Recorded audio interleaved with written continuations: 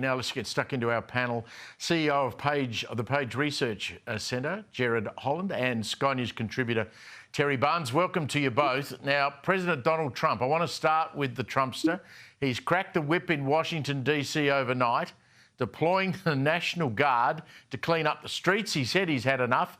Have a listen to the President and how he's going to do it. I'm announcing a historic action to rescue our nation's capital from crime, bloodshed, bedlam, and squalor, and worse. This is Liberation Day in D.C., and we're going to take our capital back. We're taking it back.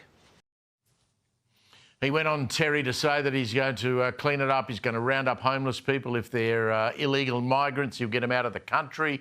I sat there and watched a lot of that media conference, and I thought to myself, rightly or wrongly, where's our Trump to clean up our cities that have exactly the same sort of problems that he's talking about Washington having? That's a very good point, given that you and I both live in Melbourne, Steve. But certainly Donald Trump doesn't do anything by halves, does he? And here he is doing it again. It's actually a version of what he wanted to do in LA a couple of months ago in terms of deploying the National Guard. But in the District of Columbia, he actually has the legal power to do it under the self-government legislation, the constitution they have in the DC. The president can actually intervene like that, and he's actually doing it. And if anybody's been to Washington, it's not all those marble buildings and the White House, the Smithsonian and the Capitol. I mean, it's around it. The neighbourhoods are pretty sleazy. They're full of crime. They're full of poverty. And they do need cleaning up. And it's been talked about for years, but nothing has happened. And even the DC mayor is prepared to let it happen. She's dressing it up as a Democrat and saying, well, I don't want to get in the way. But really, she's desperate to have anything done that improves the rate of crime on the streets in Washington, D.C. Yeah, well, we do have problems in our major cities, but we don't have any leadership like that might try and clean it up. Gerard, I want to talk about this protest that's organised. I think it's for a couple of weeks' time. Now, it's across Australian capital cities. And it's called a protest to protect our culture, our heritage, our way of life, and put an end to mass immigration. Now, you can argue whether we should be having a protest like that. I'm suspect of how many people will actually turn up and march. What do you think of what you know about this?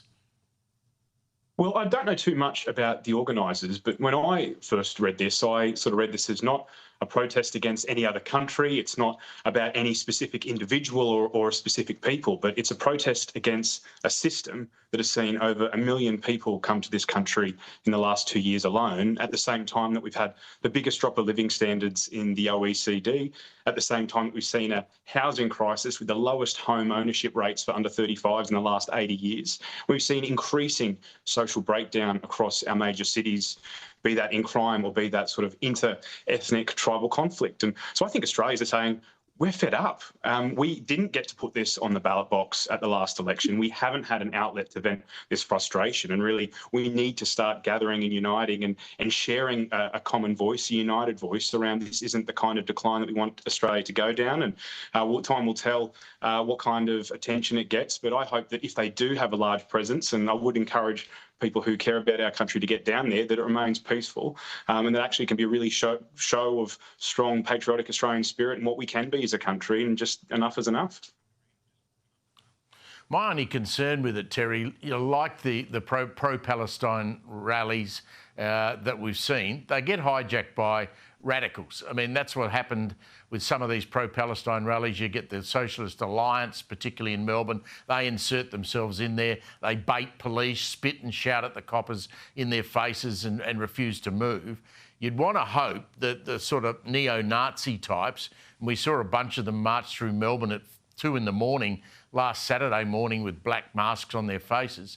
How do you prevent them getting involved in something like that? I'm not convinced that you can, Stephen, and certainly I think, as we know in Melbourne from other protests that have happened, you never can tell when the neo-Nazis are going to turn up. But look, I think the other thing about all of this is, and it goes to what Gerard was saying, is that we don't really know who the organisers are. I'd like to know. I'd like to be assured that we're talking about mainstream people who are getting behind this, not fringe groups, not potentially neo-Nazis. So I think we don't want the extreme right taking advantage of the grievances and the concerns of the mainstream, just as we don't want the extreme left to do that as well.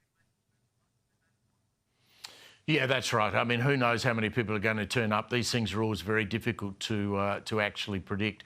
Thank you both for joining us, Gerard and Terry. Good on you.